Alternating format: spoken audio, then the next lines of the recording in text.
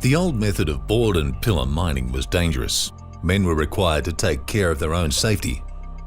In the old board and pillar approach that was talked about earlier, you leave behind a space in which the roof is actually held up by timbers, and people's safety is dependent on those timbers staying up and the roof staying where it is.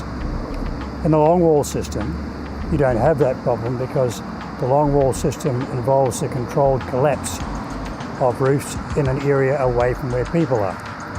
So the Longwall system allows, first of all, greater safety because people work within the confines of a fully enclosed roof system.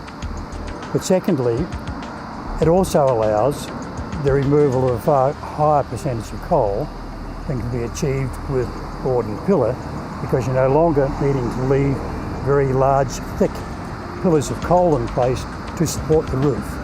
The roof itself is allowed to collapse, so you take all of those out. In the 1960s, the Illawarra was the first place to trial longwall mining in Australia. Australia on the south coast in the 60s, in this area in the Illawarra, there were three mines that started longwalling, which was Coalcliff, South Bulli and Kimera. Originally, our equipment came from England.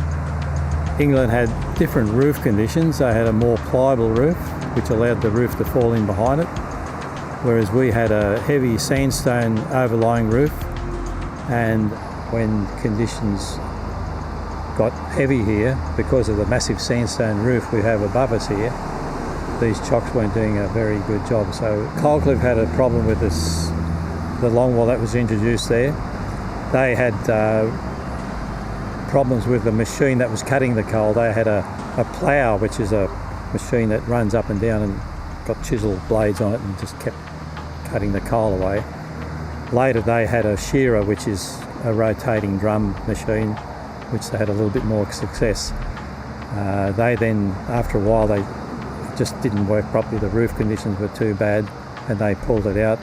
South Bulli was the next one to try the longwall. It was fairly successful. And Kimera was also a mine, which was an AIS owned mine in those days. Their longwalls were fairly successful, but then later they suffered from the heavy roof conditions of the overlying sandstone.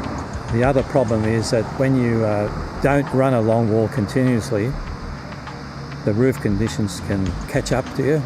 In other words, the chocks yield and yield and yield over a weekend, or if it's not producing, and they become iron-bound. So BHP, I know, introduced a four-shift operation where it was continuously operating over the 24 hours to keep the longwall moving and not stop. Modifications were made to the supports then on the job, which helped, and eventually working with the English producers or suppliers of the roof supports, we came up with a heavier support, higher yield loads, which made them more successful. Some of these mines that would have gone bust under the board and pillar extraction actually started making some good money and making profits. And safer work, much safer. You hardly hear of any fatalities on a longwall nowadays compared to the older pre-60s sort of thing. To have this unit sitting here, probably any coal miner goes past knows what it is, but any other person probably thinks, what's that thing sitting there? Longwall mining revolutionised coal mining in Australia, allowing coal mining to remain competitive and utilising up to 100% of coal extraction, reducing fatalities.